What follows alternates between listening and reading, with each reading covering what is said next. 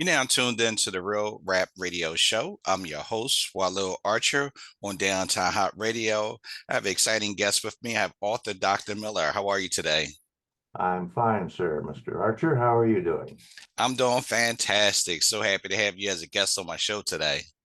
Thank you for having me. So I'm excited because you have three books and three different genre of books. So we're going to talk about your books today. All right. So let's start with your first book. Let the listeners know the title of your first book. The first book I wrote is titled Soul, that's SOLE, Ownership. And to try and put it in a nutshell, whales and dolphins, cetaceans, have been hunted and killed, and some almost to extinction or to extinction for centuries, but they haven't been able to do anything about it because they're not tool makers.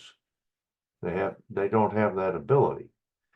But starting in the 20th century, when humans began to lose weapons at sea, like water mines, bombs that didn't explode, and other things, that gave them human weapons that they could turn back against us and fight back for their own existence, which is what they did. That's essentially, without giving too much away.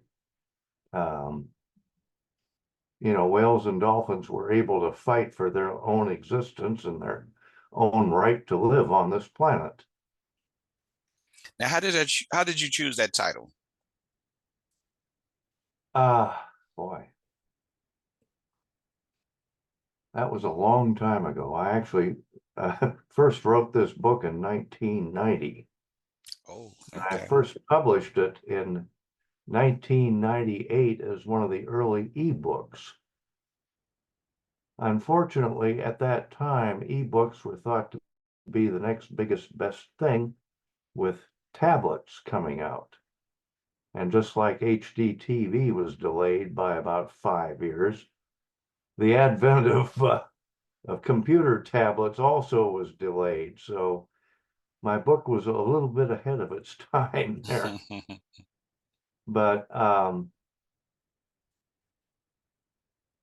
had been reading recently a few articles in scientific journals about the problems whales and dolphins have been having, being some were still being hunted.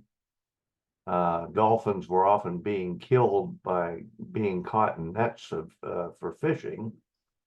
And a lot of species were suffering from humans overfishing the oceans, from polluting the oceans and killing off food supplies, and producing toxic chemicals and so forth.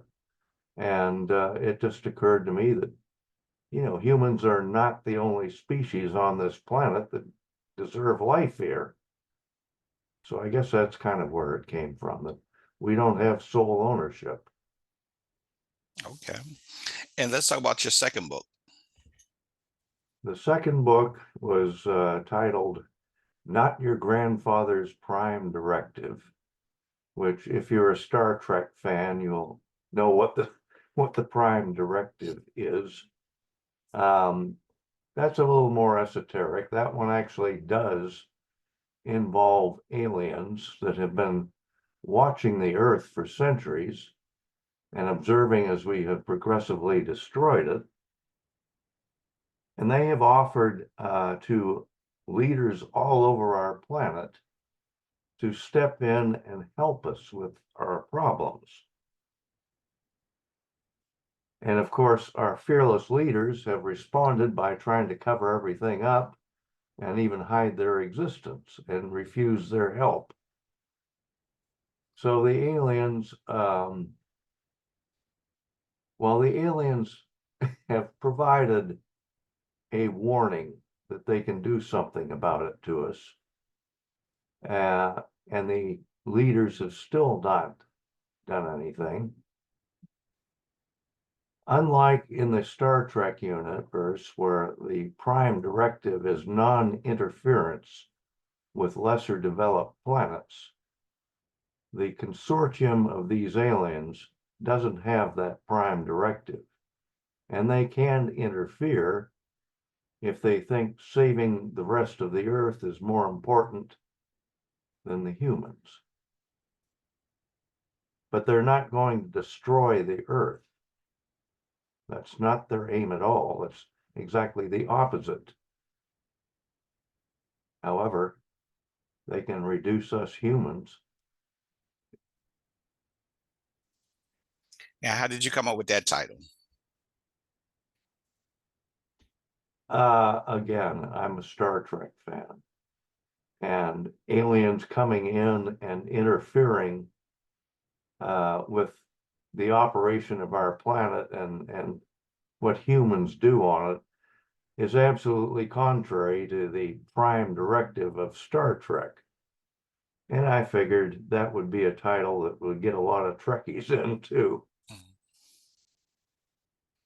And then because let's they talk. recognize what it means. Okay. Let's talk about the third book.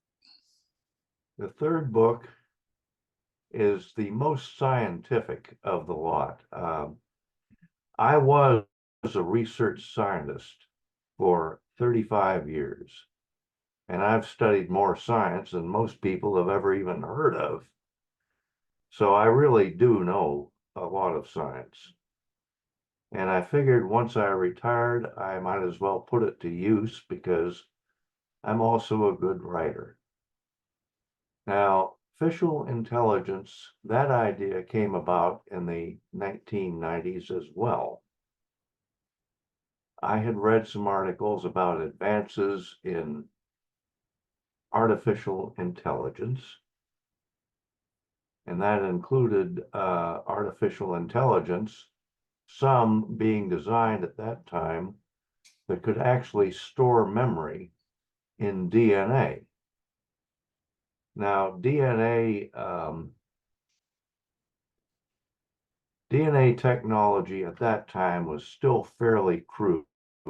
We had figured out how to read DNA, read the code, and sequence it and so forth. That's when the human genome was just getting underway.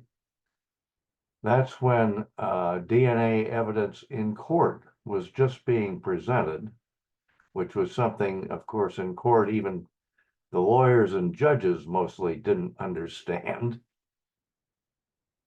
But it's a much more stable and permanent means of storage of memory if you can read it and write it fast enough. And back in those days, the computers could not. So it was a good permanent means of storage versus the electronic means, which often develop glitches on their own, or, you know, a sunspot can screw up all of these vast fields of, you know, these vast warehouses of memory in an instant.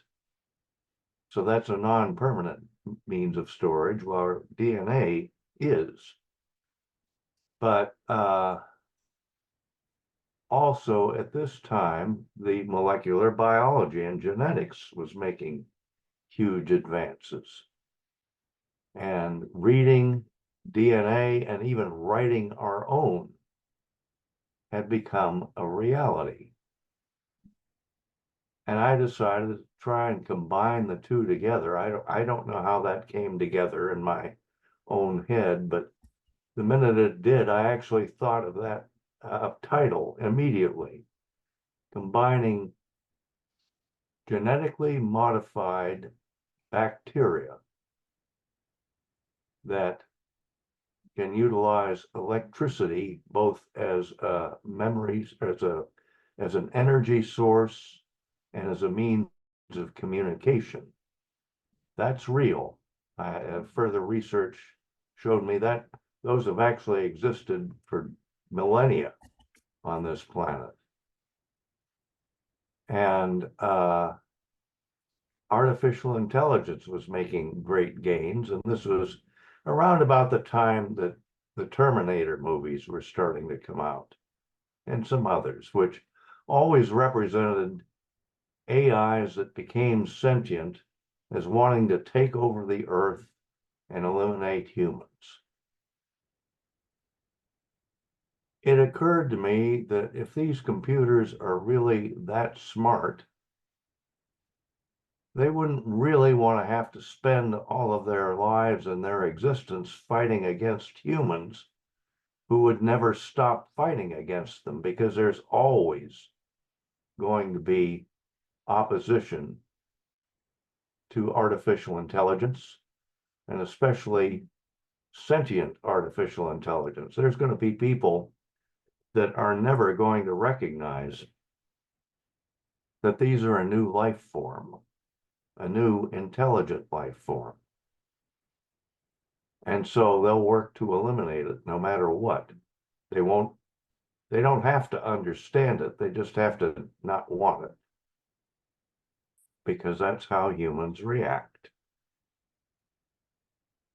Anyway, the artificial intelligences find out about these genetically engineered bacteria and realize if they can combine together with them,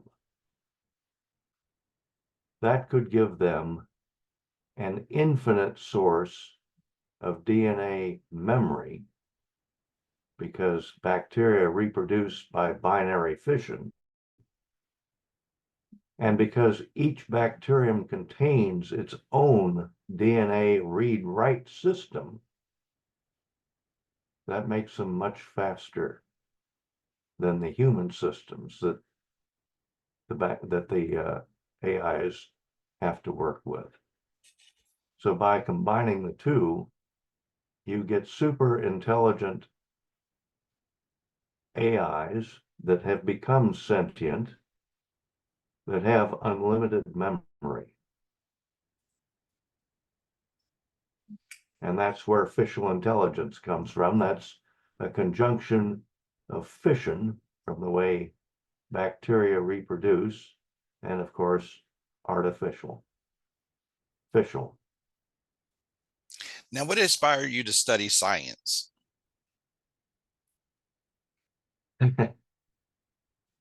Well, as I've told a couple of other interviewers, I think I was a born scientist. Um, Maybe that sounds ridiculous, but there are people born to be musicians that have an innate talent that, of course, has to be developed in most of them. I mean, very few become immediate musical prodigies. Most people, though, if they're musically inclined, if that's their interest and they work at it, they become good. And that's what they love to do. I somehow had a talent for science and an interest in it ever since I was a kid. One of the earliest gifts that I got that I really loved was a chemistry set. And also, this is something science has not proved, but there is something to inheritance of certain talents, or at least tendencies. My father, when he was younger, played the trumpet.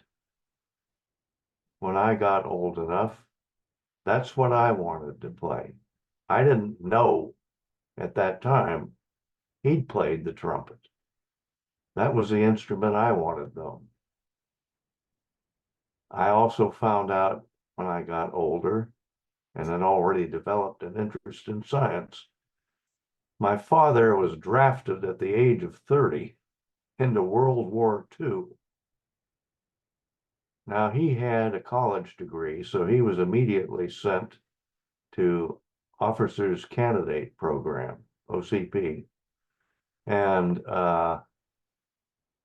he was trained as a medic, because apparently he had a talent for medicine. So do I. So I think there is something to inheritance. It's not everything, you have to follow up and study, just like with anything. And as we close out, where can they find your book for purchase?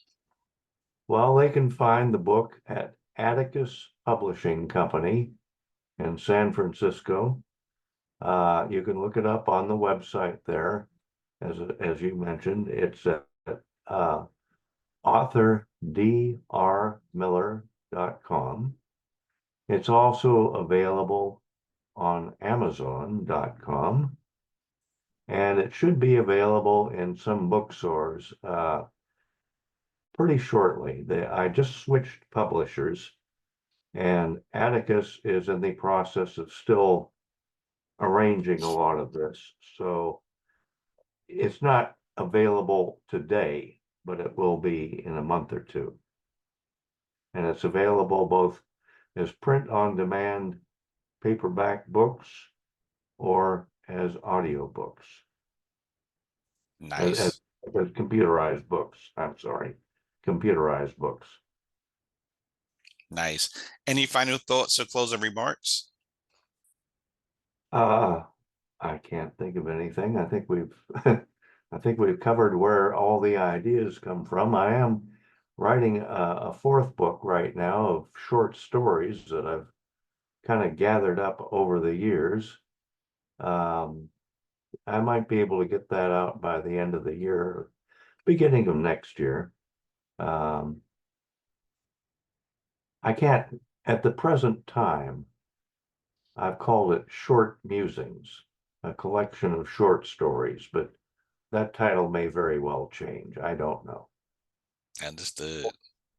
I would also like to add that the book covers for Official Intelligence and for Not Your Grandfather's Prime Directive were done by my very own nephew, a professional artist by the name of Mitchell Saylor, who works out of New York State, and he's online. So if you look up mitchellsaylor.com, you can find all of his other artwork.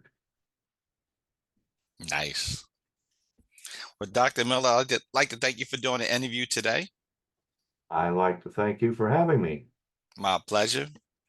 So that's my time today on the Real Rap Radio Show on Downtown Hot Radio. And I'll see you guys next time on the Real Rap Radio Show with Walil Archer on Downtown Hot Radio. Thanks, guys. Mr. Archer.